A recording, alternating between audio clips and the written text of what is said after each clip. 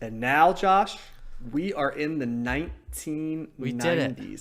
No going back. Nope, we are break. Well, there will be going back, but yes, at least for a little while, there's not going to be because we got a lot of 90s to cover. And but yeah, I'm excited because this is in many ways the generation of music that formed us. Matt and I spent pretty much our entire teenage years in the 90s.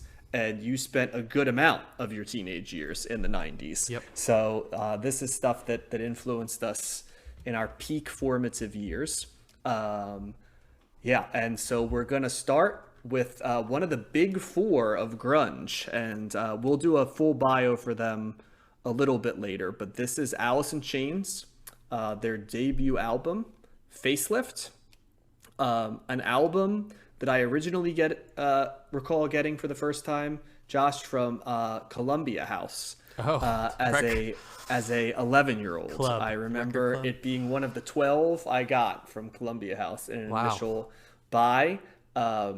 I got it because I had heard a song that was on Dirt and thought I was buying the album that Dirt was on, but then which wasn't a bad thing, by the way. Yeah. It was more just, when you're 11, right? You just think that's just, you can't check stuff either. Like, there was no Google. Yeah, for anybody young who's listening, there was no Google. You were just doing your best to guess it, and probably the best you get is MTV in the bottom left would say name of band, right?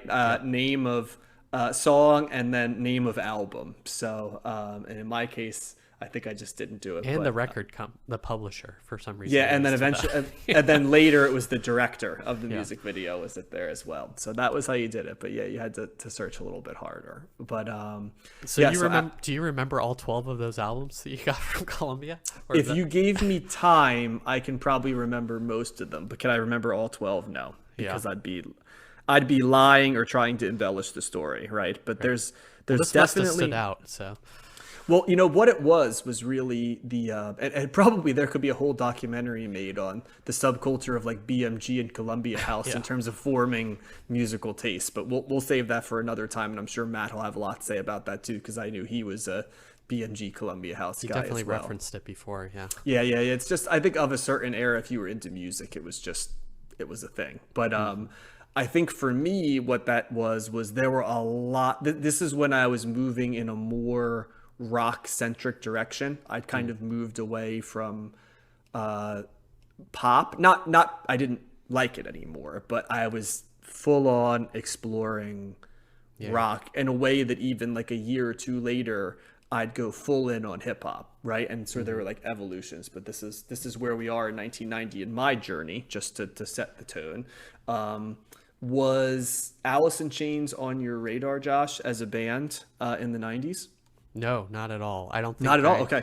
I don't think I listened to Alice in Chains probably until I met you guys, and was exposed to them that way. I had definitely heard probably some of their big singles before, but I wasn't really into grunge growing up. I mean, obviously, it was so omnipresent. Like you couldn't help but know Nirvana and Soundgarden and things like that. But I never listened to them or sought out the albums.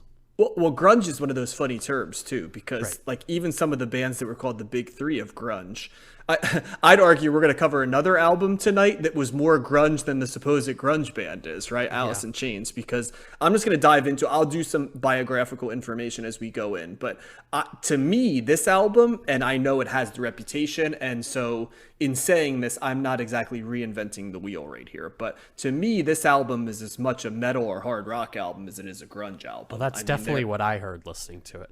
For sure. And and like, there'll be evolution.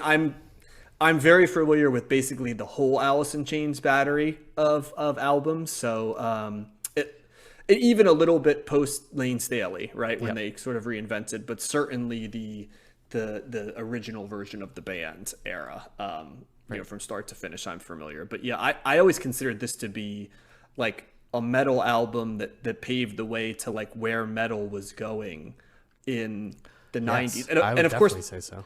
Like the dirty secret, even. Well, I was going to say, the dirty secret of Alice in Chains is they influenced all of the metal of the late 90s. I mean, for God's sakes, Godsmack is named after an Alice in Chains song. And We could argue about whether or not what that was. I'm sure we'll talk plenty as we get to the late 90s. And, I am not a huge fan of where it evolved to, but, the Yeah, me either. DNA of this album is all over. I think, though, that I have to define, like, what makes Alice in Chains. And that's that, like, Lane Staley is, like, an A-plus lead singer. The harmonies, which aren't as present on this album as much as they would be later, but they're still there, of Lane Staley and Jerry Cantrell Yeah, harmonizing. which I really, really like. I think that separates this band from others as well. Oh, for sure. The mix of those two voices is incredible. And then, yeah, just driving guitar. My argument about my criticism of this album is there is a sameness here. I don't feel like they'd fully diversified their sound yet. I mean, you're always going to get extremely bleak lyrics from Alice in Chains, like extremely bleak. In this one, though, they're more sort of generically bleak. I mean, they would take on more thematic and certainly more personal tones, I think, later. Here, they're just sort of like abstract concepts like being the man in the box, right? And stuff like that. But so I do think after a while, I'm not going to say the album's one note, but the song structure is the same in a way that doesn't make it generic, but does call for a little bit more like innovation from the theme. And that's my only knock on this album. But, in 1990, this is guiding the way for where hard rock and metal is going. And they're really, there really aren't a lot of other people showing the way to what would be the mid to late 90s. And so that's why I think Alice in Chains being a grunge band has always been, to me, it seems like more of an easy characterization of them, in the same way that like Nirvana being a grunge band seems to be an easy. Yes, Pearl Jam for sure. Like it just their sound sounds grunge, right, and different stuff. But that's my takeaway. But I've talked a lot. Well, is it? I think it's interesting coming from someone in you, Josh, who didn't sort of experience them real time. So what are your thoughts? Yeah, I mean, hearing this this week, it immediately, my ears immediately perked up because it sounded different than anything that we heard in the 80s. It felt like a transition. It felt like a statement like, oh, we're in the 90s now.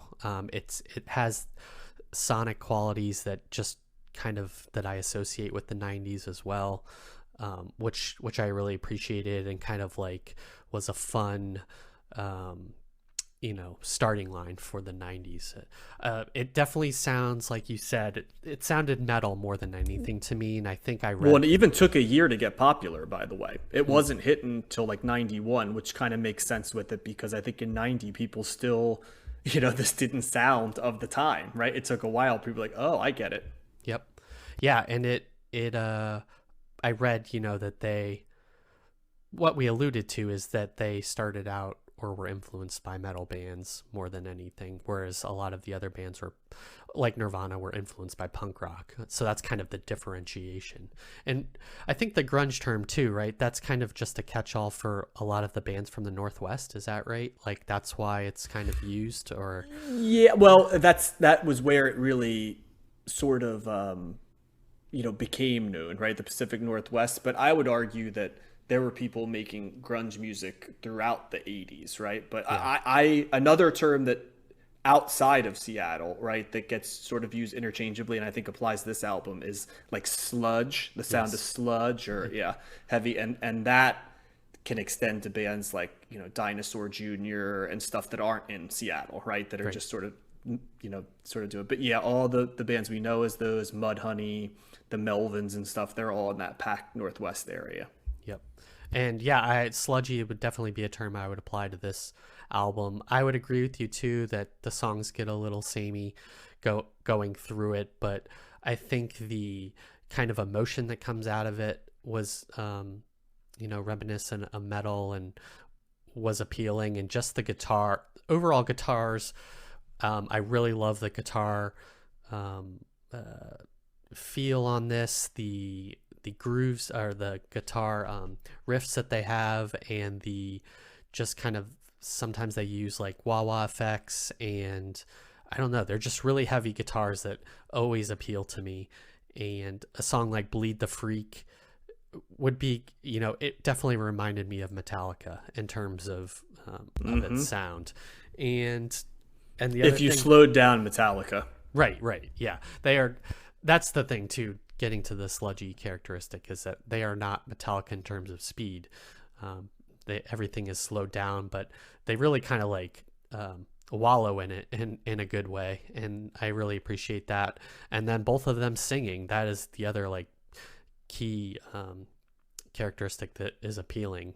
They both have really great voices, and I think they complement the guitars in such a unique way. It's kind of like, I don't know, their singing is so kind of like pure in a way, and they harmonize really well, and it's got this kind of lamenting quality to it at times, and it just goes really well with the guitars.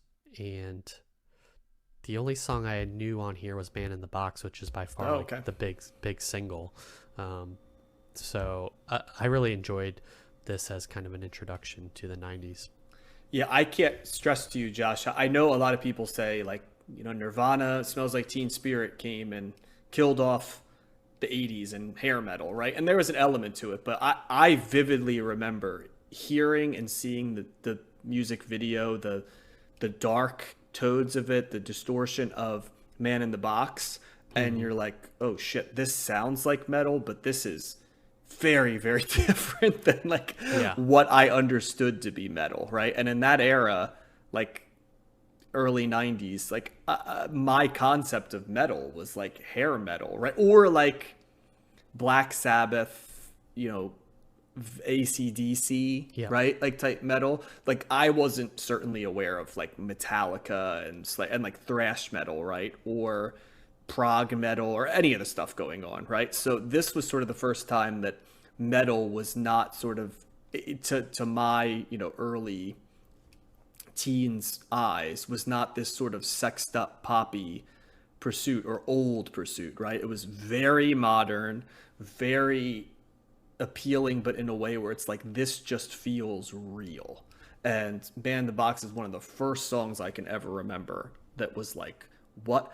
Like now, because it's somewhat omnipresent, it's easy to not process it that way, but it was extremely jarring in a good way when you're in early 91, right? You're still getting Poison and Slaughter and lots of pop and stuff, and then like this is coming on, like, all right, the number 7 song on Dial MTV is Man in the Box, and you just listen to like Unskinny Bop by Poison and Fly to the Angels by Slaughter or something, and then this comes on, you're like, whoa, this just sounds like it's way more substantive. And and like you said, it ushered in the era of the 90s, which treaded much more on the sonic template, and the image was sort of an anti-image.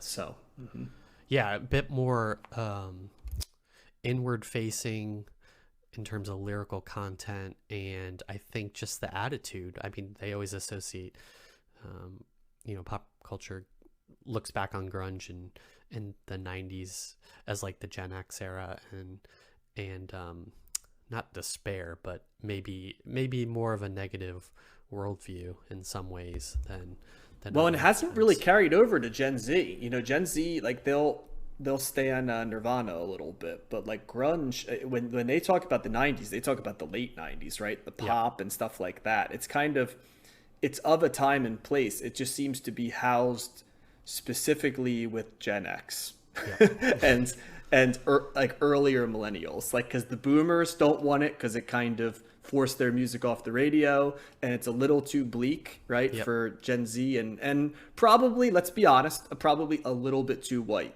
as well, because this is very much a white man and white woman's genre, right? And that's okay, in the sense that it wasn't giving negative connotations. It just happened to be that space, right? But but we're a podcast full of 3 white guys in that age, so this is our formative music. I guess in terms of buying power and what drove pop culture, it would be more white than it is now. That's probably why these bands were so, popular. For sure. Yeah, and this also, by the way, carried over to Latin America too. That was other places where the rock sound was huge as well. But that you will hear people from Europe, and we've talked about like how things like techno and stuff was so much bigger. And while some of the grunge got over, I think grunge was also kind of an American phenomenon as well, the Americas. So because it spoke to a very specific time period. But yeah, I enjoyed this album. I mean, we'll talk about Alice in Chains plenty because we're gonna cover Dirt. I don't think we cover any other ones, which is kind of crazy to think about. But then again, they only had one other full-length LP and a couple EPs along the way, so their run was relatively short. Here, 90 to about 95. But we'll cover them plenty. But there will be better to come. But this one was enjoyable, and like you said, as a first album for the 90s, it is a very good tone setter. Yeah. And we've seen them live since they opened for Guns N' Roses, although not in the original, obviously, iteration. Yeah. But unfortunately, they didn't have much of a live career because Lane Staley kind of went downhill pretty quick, and they didn't tour famously for like basically the second half of the band's life. Wow. Which is why when they came at it, we'll do their bio down the road. It's it's an interesting bio. Things like, Lane Staley was classically trained as a vocalist, right? And Jerry Cantrell's influences are not necessarily who you'd think they'd be. And then, of course, there's the overlap of addiction and what that goes in. There's the story of their Unplugged, which is one of the better Unplugged sets. Haunting, but better Unplugged sets. But we'll visit that later. I kind of wanted to give the space over, though, to talk about the legacy of the band first. Nice. Yeah, thumbs up for me.